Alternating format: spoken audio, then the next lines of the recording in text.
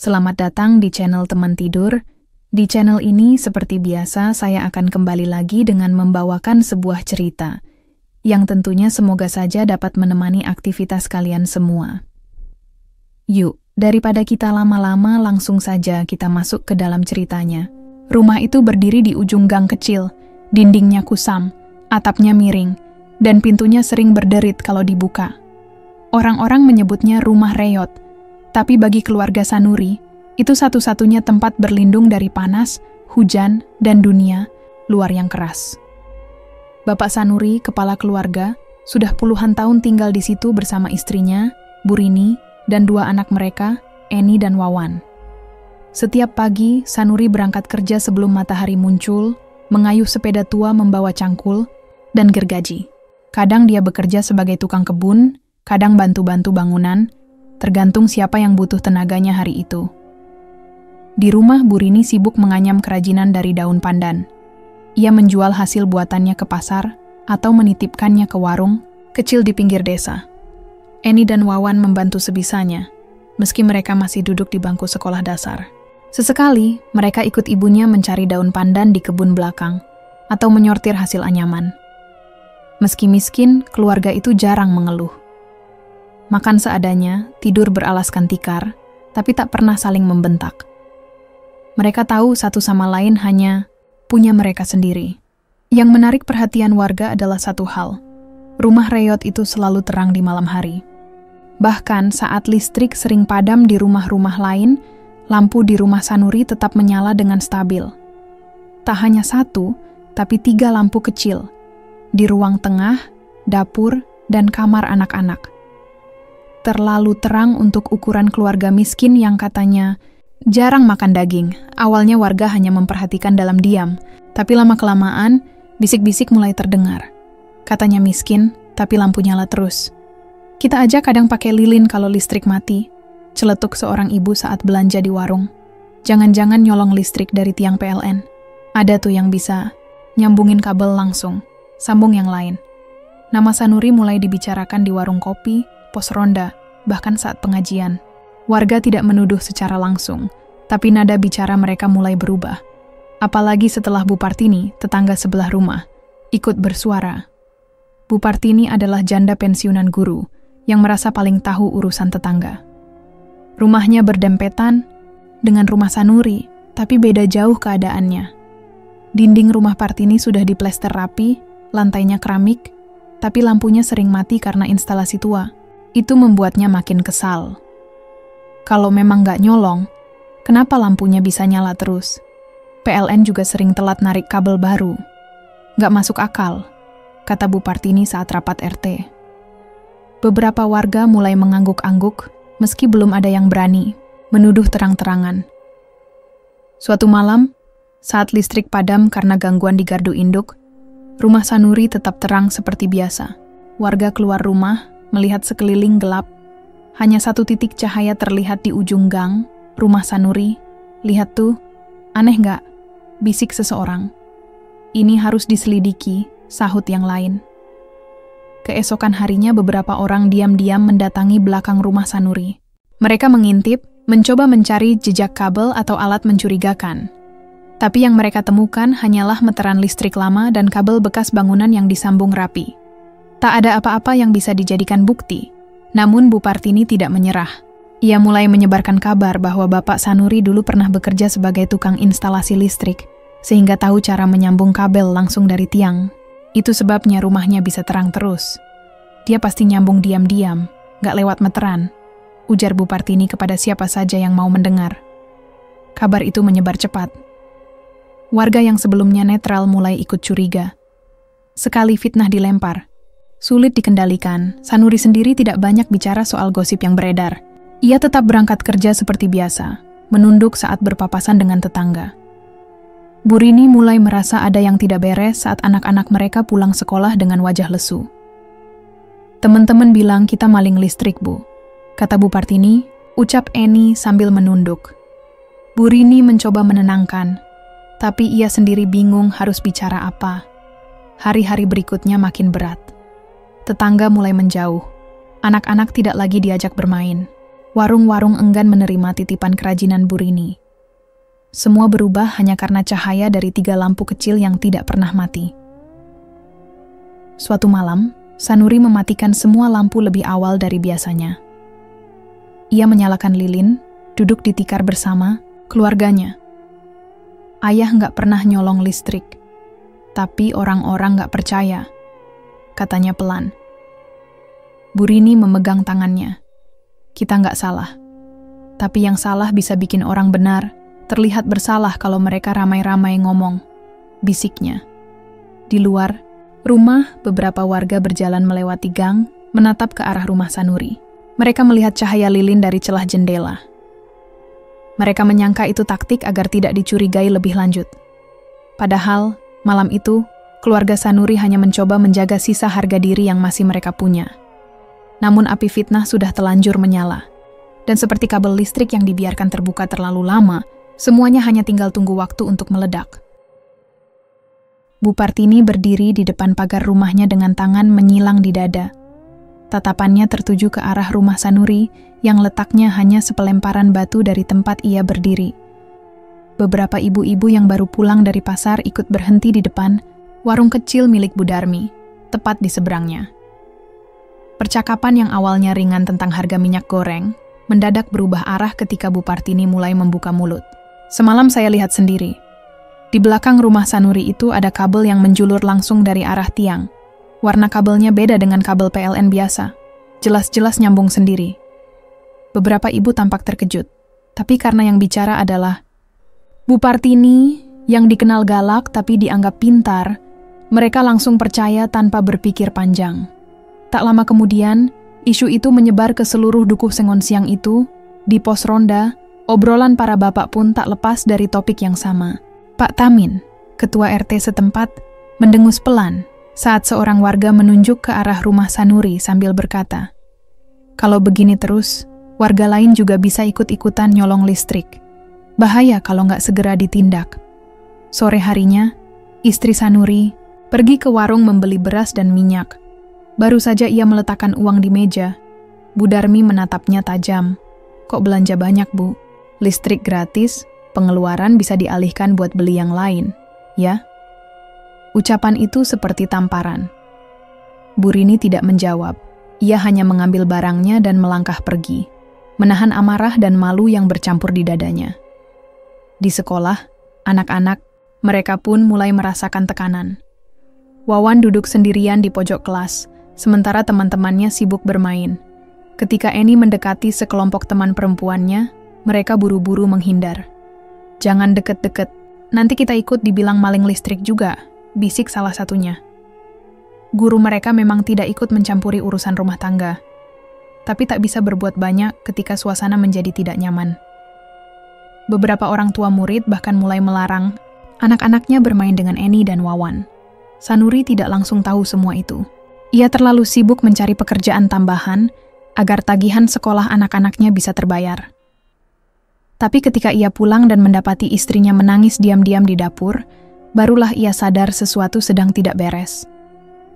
Ia tak bertanya, hanya duduk di sebelah istrinya, diam bersama. Di sisi lain, Bu Partini semakin aktif mengobarkan isu. Ia mengundang 2 warga, Pak Darto dan Pak Didi, untuk melihat langsung ke belakang rumah Sanuri. Mereka datang malam hari, berjalan pelan sambil mengintip dari sela-sela pagar. "Lihat tuh, kabel itu bukan dari PLN. Itu pasti sambungan liar. Saya dulu punya saudara yang kerja di PLN, tahu betul model kabel resminya kayak apa," kata Bu Partini. Sambil menunjuk Pak Darto yang penasaran, diam-diam mengambil foto menggunakan kamera jadul miliknya. Ia tidak mengerti kelistrikan, tapi karena ada permintaan dari Bu Partini, ia menurut saja. Besoknya, foto itu dikirim ke aparat desa. Disertai surat laporan dari Bu Partini yang menyebutkan dugaan pencurian listrik oleh warga bernama Sanuri. Tidak ada bukti kuat, hanya dugaan dan potret kabel yang menggantung di samping rumah. Tapi karena laporan itu diserahkan langsung ke Pak Lurah, perkaranya mulai ditindaklanjuti. Petugas desa mulai membicarakan masalah ini. Mereka memanggil Pak RT, lalu membentuk tim kecil untuk melakukan pengecekan. Meski mereka belum menghubungi Pihak PLN atau polisi, nama Sanuri sudah tercatat dalam daftar warga bermasalah. Ketegangan meningkat ketika sebuah pengumuman ditempel di papan RT. Dimohon kepada seluruh warga untuk tidak melakukan penyambungan listrik tanpa izin resmi. Pemeriksaan acak akan dilakukan dalam waktu dekat. Sanuri melihat pengumuman itu saat pulang kerja. Ia membaca tulisan tersebut berulang-ulang. Wajahnya datar, tapi tangannya mengepal. Ia tahu ini bukan himbauan umum. Ini ditujukan langsung untuk dirinya. Malam itu ia memeriksa kabel-kabel di rumahnya. Semua tersambung dari meteran lama yang dipasang oleh PLN puluhan tahun lalu. Tidak ada sambungan aneh, tidak ada kabel ilegal. Tapi ia juga tahu, di mata warga, kebenaran tidak lagi penting. Mereka lebih suka cerita yang bisa dikomentari di warung dan pos ronda. Esoknya, Sanuri pergi ke balai desa, mencoba menjelaskan bahwa ia tidak pernah melakukan pencurian listrik. Ia menunjukkan kwitansi pembayaran terakhir dan bahkan meminta agar meterannya diperiksa. Tapi tidak ada jawaban pasti dari aparat desa. Mereka hanya berkata akan menindaklanjuti. Di sisi lain, Bu Partini mulai mengajak warga untuk menjaga ketertiban lingkungan. Ia menyebarkan gagasan bahwa kalau pencurian listrik dibiarkan, maka warga lain bisa dirugikan. Ada yang mendukung, ada yang hanya diam karena takut bersuara. Keluarga Sanuri mulai merasa terasing. Setiap mereka lewat di jalan kampung, orang-orang berhenti bicara. Ada yang menutup pintu, ada yang membuang muka. Suasana itu terasa asing dan mengancam. Yang paling membuat mereka takut adalah tatapan mata para tetangga. Bukan sekadar curiga, tapi seperti menunggu alasan untuk menyerang. Malam demi malam berlalu. Rumah Sanuri masih tetap menyala, tapi kini dengan suasana berbeda. Bukan lagi cahaya kehangatan, melainkan cahaya yang dianggap ancaman oleh kampung kecil itu. Dan di balik semua itu, Bu Partini tersenyum puas di balik tirainya. Baginya, satu keluarga pengganggu sudah hampir berhasil disingkirkan. Tinggal menunggu langkah berikutnya, langkah yang akan melibatkan pihak berwenang.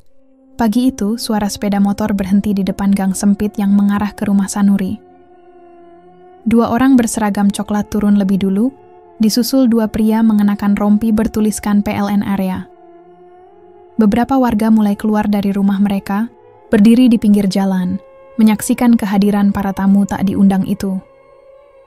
Pak Tamin, ketua RT, tampak mendampingi mereka sambil memegang map plastik biru. Ia berjalan paling depan, mengetuk pintu rumah Sanuri dengan ragu. Tak lama, Sanuri membukakan pintu. Wajahnya tenang, meski terlihat jelas ia sudah menduga sesuatu seperti ini akan terjadi. Pak Sanuri, maaf mengganggu. Kami dapat laporan, jadi ini hanya pengecekan biasa saja, kata salah satu petugas PLN. Sanuri tidak menjawab. Ia hanya mengangguk dan mempersilakan mereka masuk. Di dalam rumah, petugas PLN mulai memeriksa sambungan listrik. Mereka membawa alat pendeteksi dan mengecek mulai dari meteran, kabel utama, hingga instalasi dalam rumah. Semua dikerjakan dengan prosedur, tanpa nada menghakimi. Sementara itu, 2 polisi berdiri di luar rumah, mengamati sekitar. Beberapa warga mulai berdatangan, berdiri di depan pagar, sebagian menyoraki, sebagian hanya diam menonton. Hati-hati, Pak! Orang ini licik! Teriak seseorang dari kerumunan. Tak jelas siapa, tapi suara itu menyulut gumaman lainnya. Di dalam rumah, petugas PLN selesai memeriksa dan mengangguk ke arah Sanuri. Semua sesuai standar, Pak. Tidak ada sambungan ilegal, katanya singkat. Sanuri tak menunjukkan ekspresi lega. Ia hanya menatap mereka satu-satu, lalu menjawab pelan. Terima kasih sudah datang. Saya harap ini cukup untuk menghentikan tuduhan. Salah. Satu polisi mencatat hasil pengecekan di formulir, lalu ikut keluar. Namun, suasana di luar justru makin panas. Bu Partini yang sejak tadi berdiri agak jauh, maju ke depan. Jangan percaya hasil cek itu begitu saja. Mereka pasti sudah sembunyikan kabel sebelum petugas datang. Serunya lantang. Beberapa warga mengangguk-angguk. Setuju. Pak Darto yang dulu mengambil foto ikut bersuara. Betul. Waktu saya foto, kabelnya jelas kelihatan. Sekarang mendadak bersih, aneh itu. Polisi mencoba menenangkan massa. Hasil pengecekan hari ini tidak menemukan pelanggaran. Kalau ada bukti baru, silakan ajukan ke kantor, kata salah satu dari mereka. Namun ucapan itu tidak meredam emosi warga. Mereka merasa kecewa. Harapan mereka agar Sanuri diproses hukum pupus begitu saja. Kerumunan mulai bubar perlahan, tapi ketegangan masih menggantung di udara. Bu Partini tidak berhenti sampai di situ. Malam harinya ia mengumpulkan beberapa warga di rumahnya. Dengan wajah serius, ia mengajak mereka berdiskusi. Kalau kita diam, besok satu kampung bisa saja ikut-ikutan nyambung listrik sembarangan. Ini bukan cuma soal Sanuri, tapi soal ketertiban bersama. Pak Didi menimpali, tapi polisi sudah bilang gak ada bukti. Loh, kalau mereka bisa bersih-bersih sebelum dicek, ya pasti hasilnya gak ketahuan. Kita ini warga, kita punya hak menjaga lingkungan, bentak Bu Partini. Akhirnya mereka sepakat untuk memberi peringatan. Sebagian warga yang awalnya diam, ikut terpengaruh. Emosi mereka sudah terlanjur terbakar. Mereka merasa peraturan sedang dipermainkan oleh satu keluarga miskin yang dianggap tidak tahu diri. Sekitar pukul 9 malam, suara langkah kaki terdengar dari arah gang. Lebih dari 10 orang berkumpul, membawa senter dan obor. Sebagian membawa kayu, sebagian hanya berdiri di belakang, ikut-ikutan tanpa tahu pasti apa yang akan terjadi. Sanuri yang sedang duduk di ruang depan langsung berdiri ketika mendengar suara gaduh dari luar. Ia mengintip dari celah jendela dan melihat kerumunan mendekat ke arah rumahnya. Istrinya, Bu Rini, menggenggam tangan anak-anaknya. Mereka berkumpul di dalam, tanpa suara. Eni mulai menangis pelan, sementara Wawan menahan tangis dengan menggigit bibirnya. Dari luar terdengar suara bentakan. Keluar Sanuri, jelaskan ke warga, jangan sembunyi terus. Sanuri tidak keluar. Ia berdiri di depan pintu, tubuhnya kaku. Ia sadar, satu langkah keluar bisa memicu keributan besar. Suara teriakan makin keras. Beberapa orang memukul pagar rumahnya dengan kayu, menciptakan suara nyaring yang membuat anak-anak menutup telinga. Pak Tamin, yang mendengar keributan dari rumahnya, segera datang tergesa-gesa. Ia berusaha membubarkan warga, tapi tidak semua mau mendengarkan. Ayo, sudah malam. Kalau memang ada bukti baru, kita ajukan ke kelurahan. Bukan bikin rusuh begini, serunya keras. Bu Partini tetap tidak mundur. Kalau dibiarkan, semua orang bisa seenaknya nyolong listrik. Hari ini Sanuri, besok bisa saja tetangga kita. Pak Tamin mencoba menahan amarahnya. Sudah dicek PLN, Bu. Jangan bikin kampung makin gaduh. Akhirnya, beberapa warga mulai mundur. Tapi tidak semua. Beberapa dari mereka melemparkan batu kecil ke atap rumah Sanuri, membuat suara dentuman. Tak ada kaca yang pecah, tapi cukup untuk mengirim pesan teror. Sanuri tidak bereaksi. Ia hanya berdiri di balik pintu, tubuhnya bergeming. Ia tahu, situasi seperti ini hanya soal waktu sebelum ada yang terluka. Setelah sekitar 30 menit, kerumunan perlahan bubar. Tapi rasa aman di rumah itu sudah lenyap. Bu Rini memeluk anak-anaknya erat, berusaha menenangkan mereka meski tubuhnya sendiri gemetar. Sanuri duduk di lantai, menatap kosong ke dinding. Ia tahu ini belum berakhir. Malam itu bukan puncaknya. Ini hanya permulaan dari sesuatu yang lebih buruk. Dan di rumah seberang, Bu Partini menutup jendela dengan puas. Ia yakin kampung sudah bersama dirinya.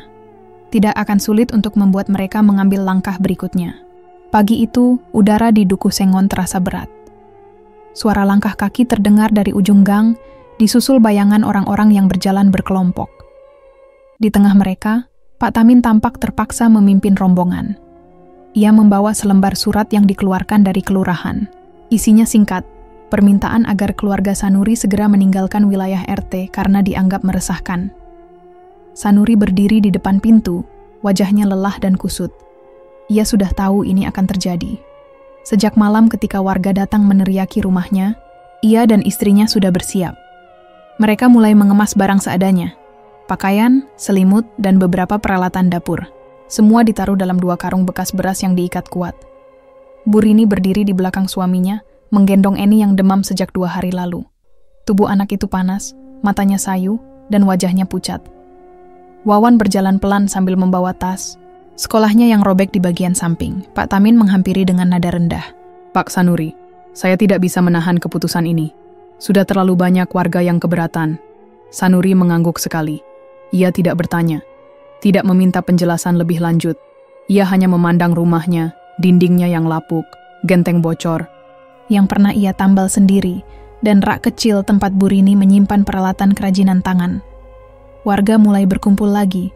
Kali ini mereka tidak berteriak, hanya mengawasi.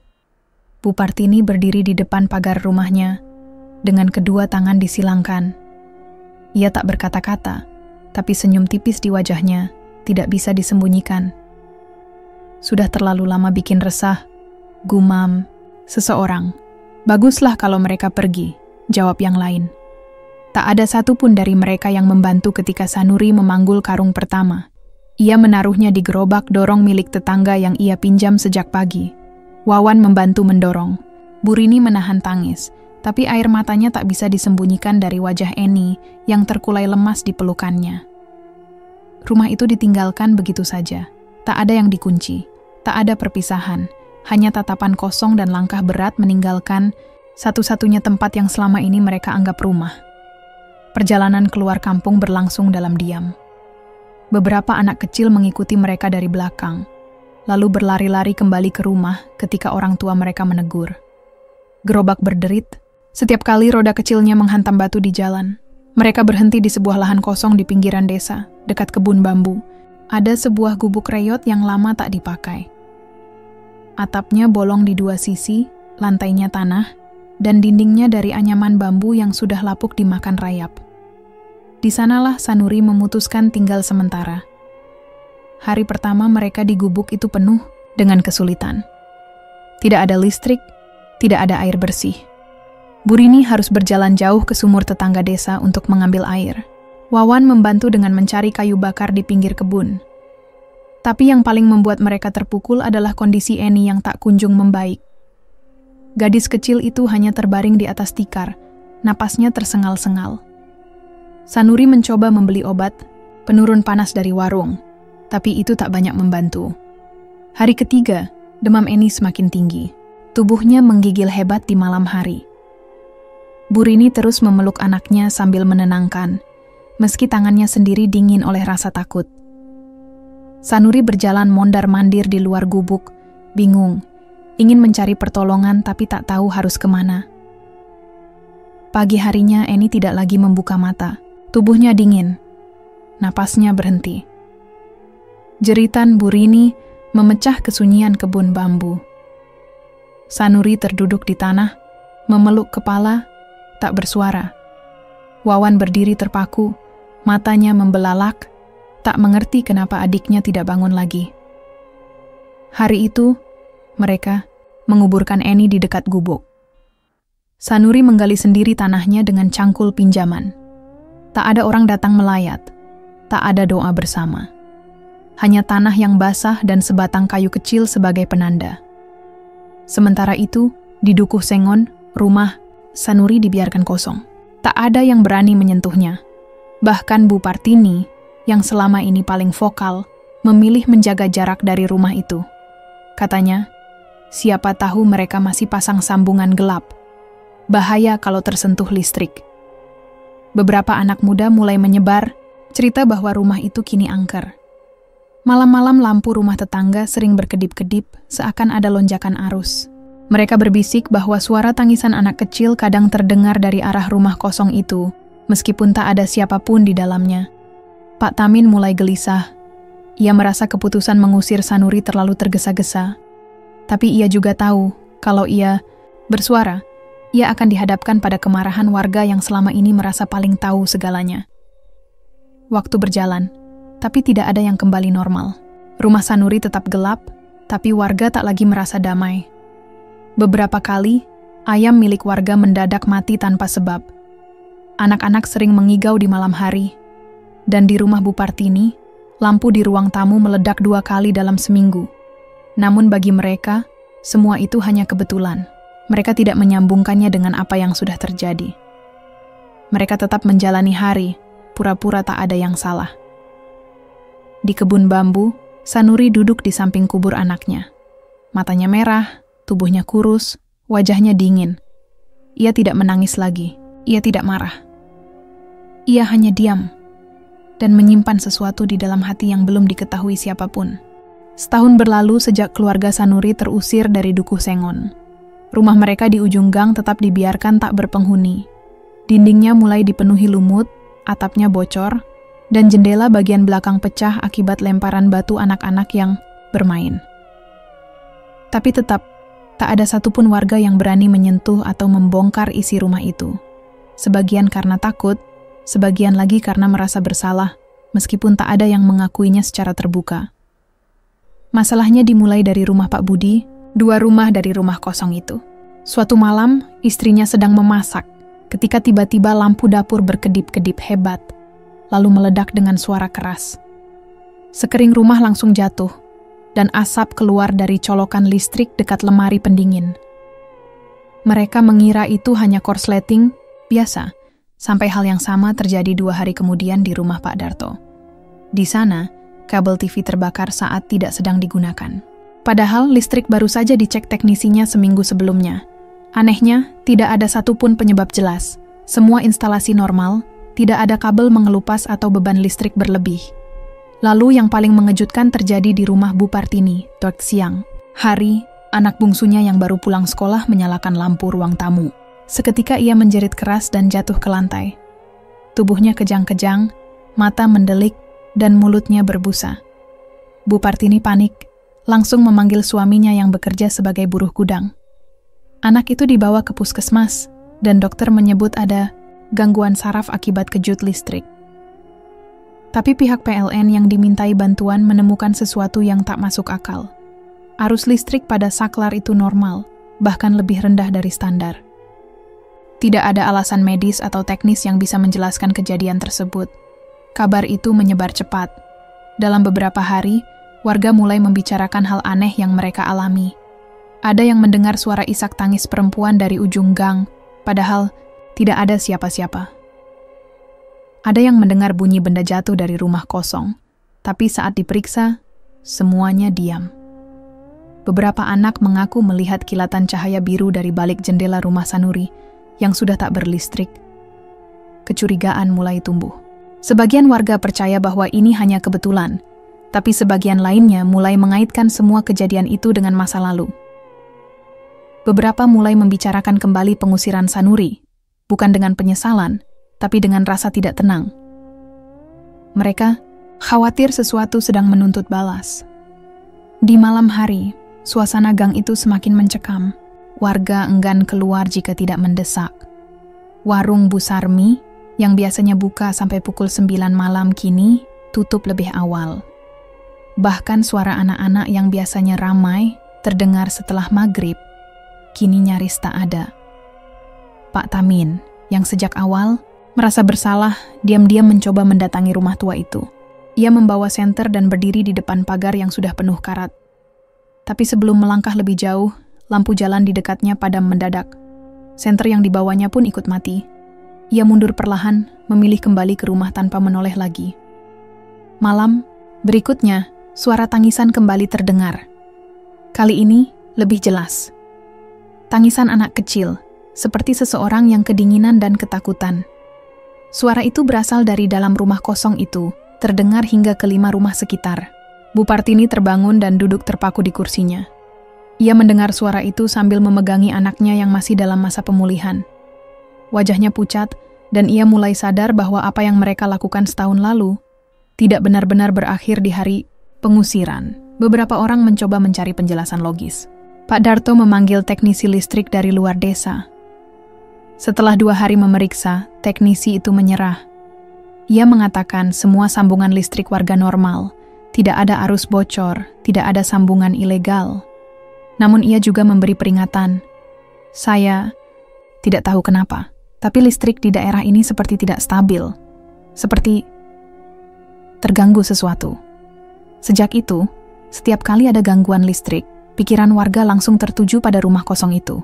Bahkan ketika sekering meledak di rumah Bu Sarmi dan membuat kulkasnya rusak, ia langsung menuding rumah Sanuri sebagai penyebabnya. Sementara itu, Sanuri dan keluarganya masih tinggal di pinggiran desa. Tidak ada yang tahu pasti bagaimana kehidupan mereka sekarang. Beberapa warga yang melintas di jalan kebun pernah melihat Sanuri duduk sendiri di bawah pohon besar. Wajahnya tirus, tubuhnya lebih kurus dari terakhir kali mereka lihat. Tapi mata itu, kata mereka, tatapannya tidak lagi kosong seperti dulu. Beberapa orang mulai menduga bahwa ini semua bukan sekadar gangguan listrik. Mereka menyebutnya karma. Mereka tidak tahu pasti bagaimana atau mengapa, tapi satu hal yang mereka rasakan, setiap lampu yang menyala, setiap kabel yang bergetar, seolah membawa peringatan bahwa sesuatu sedang bergerak di antara mereka, bukan manusia, bukan pula binatang. Pak, Tamin akhirnya mengusulkan agar warga mengadakan doa bersama di mushola kecil desa. Tapi Bu Partini menolak keras. Kita tidak salah. Jangan bawa-bawa hal yang nggak jelas, katanya. Namun sebagian warga mulai lelah hidup dalam rasa was-was. Mereka ingin tahu, apakah arus listrik yang aneh ini memang hanya gangguan biasa? Atau ada dendam yang belum tuntas sedang berjalan pelan? Satu kabel, satu saklar, satu rumah demi rumah. Sudah berbulan-bulan sejak kejadian-kejadian aneh mulai melanda Dukuh Sengon. Suasana gang tempat rumah Sanuri berdiri semakin sunyi dan angker di mata warga. Rumah tua itu tetap kosong, gelap, dan tak tersentuh.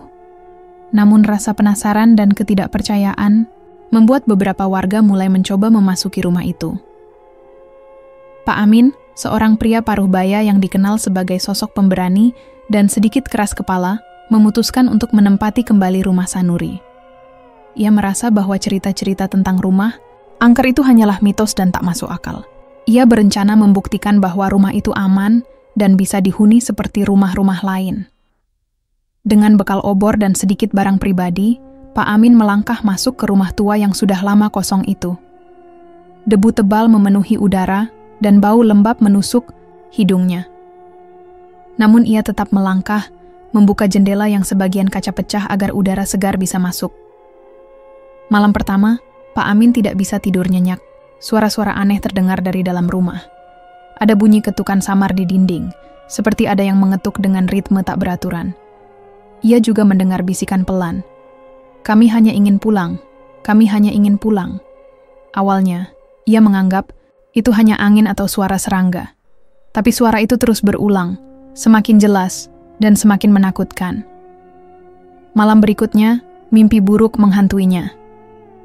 Dalam tidurnya, ia melihat keluarga Sanuri yang dulu tinggal di rumah itu, berdiri di ruang tamu dengan wajah sedih dan penuh harap.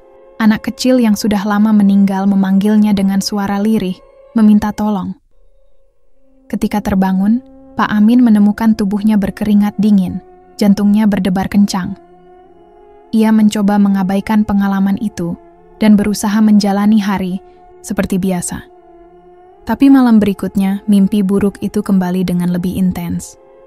Suatu malam, tanpa sadar, Pak Amin kesurupan. Ia mulai berteriak-teriak dengan suara yang bukan miliknya, berkata dalam bahasa yang tak dimengerti oleh siapapun di sekitarnya. Tubuhnya bergetar hebat, dan matanya menatap kosong ke arah dinding yang selama ini menjadi sumber suara bisikan.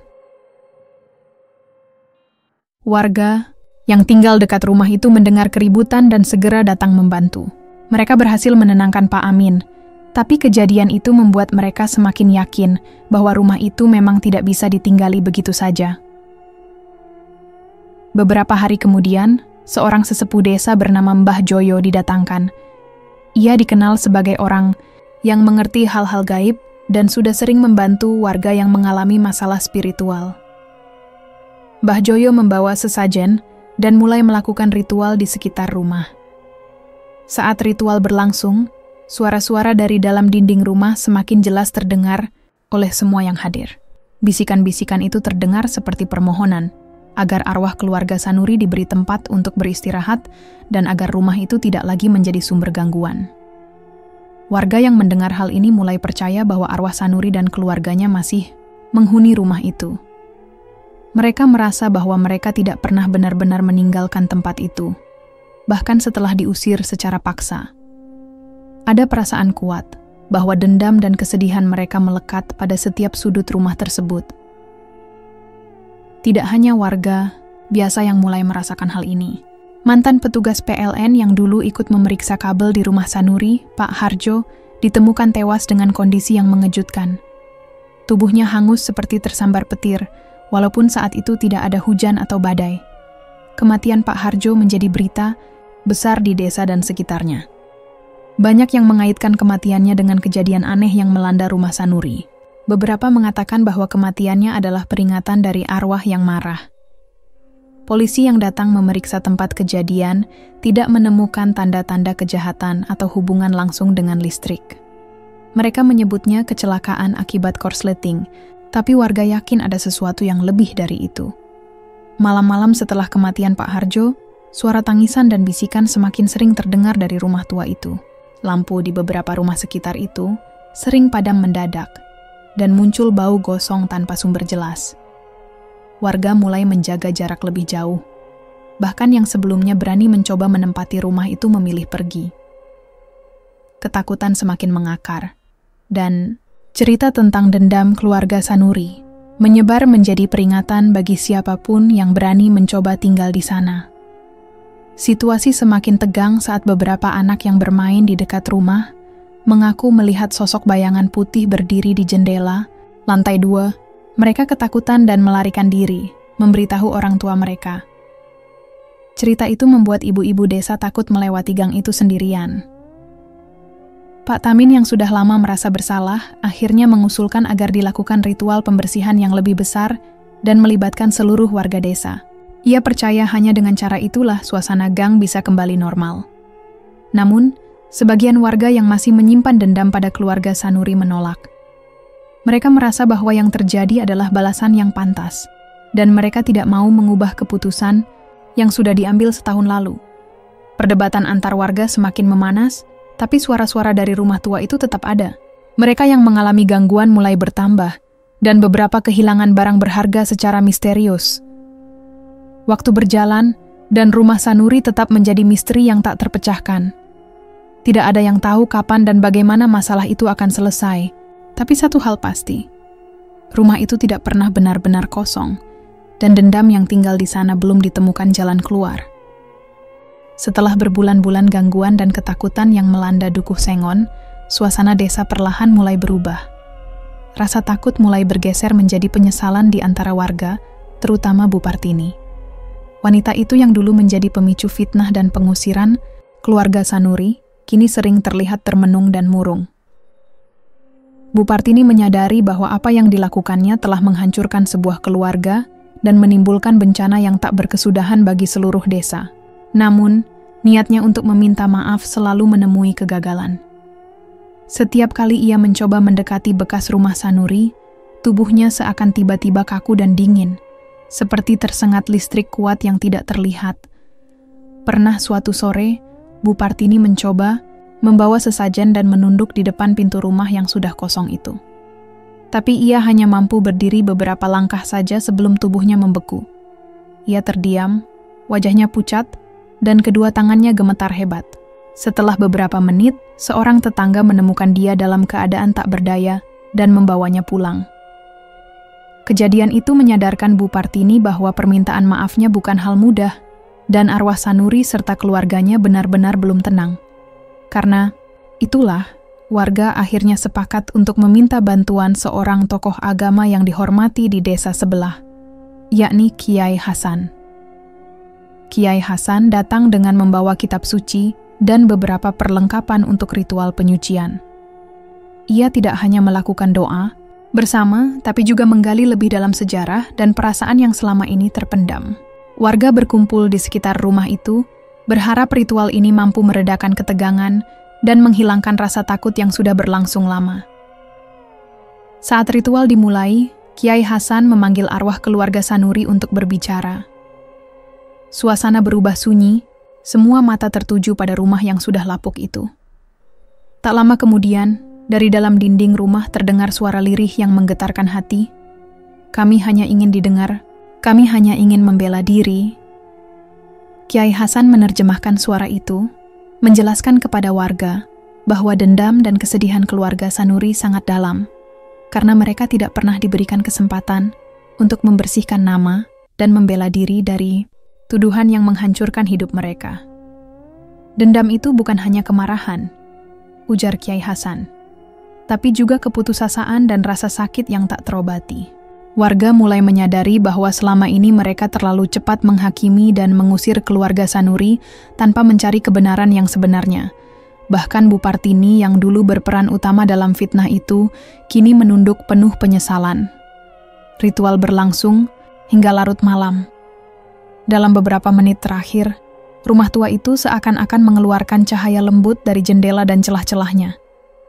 Cahaya itu bukan berasal dari listrik, tapi sesuatu yang tidak bisa dijelaskan dengan logika. Banyak warga yang merasakan hawa hangat dan damai untuk pertama kalinya setelah sekian lama. Namun, malam berikutnya terjadi hal yang tidak terduga. Korsleting listrik yang misterius memicu kebakaran hebat di rumah Sanuri. Api melahap kayu dan atap rumah dengan cepat.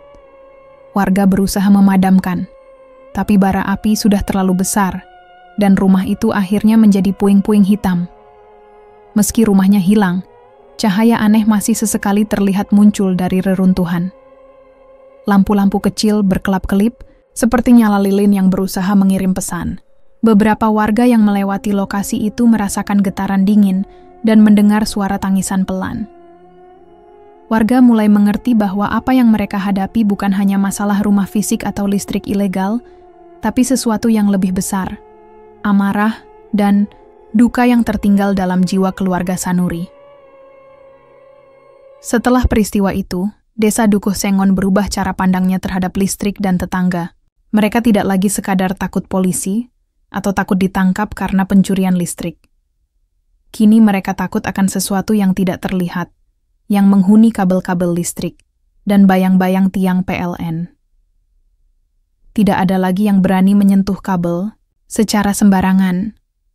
Anak-anak diajarkan untuk tidak main-main dengan saklar listrik, dan orang dewasa lebih waspada menjaga instalasi listrik mereka sesuai aturan. Mereka melakukan ini bukan hanya demi keselamatan fisik, tapi juga demi menjaga kedamaian jiwa yang tersisa. Kisah keluarga Sanuri menjadi pelajaran berharga bagi seluruh warga, bahwa dendam yang terpendam dan fitnah yang tidak segera diatasi bisa berbuah malapetaka, yang jauh lebih besar daripada yang mereka bayangkan. Bu Partini sendiri lebih banyak menghabiskan waktu di rumah, membangun kembali hubungan dengan tetangga, dan mencoba memperbaiki kesalahan masa lalu, walau ia tahu ampunan tidak mudah diraih. Pada akhirnya, meskipun rumah Sanuri telah musnah, dan keluarga itu tidak kembali, bayang-bayang dendam dan amarah, mereka tetap menjadi peringatan yang menghantui Dukuh Sengon. Sebuah tanda bahwa keadilan dan kebenaran harus ditegakkan sejak awal, agar tidak menimbulkan luka yang dalam dan sulit sembuh.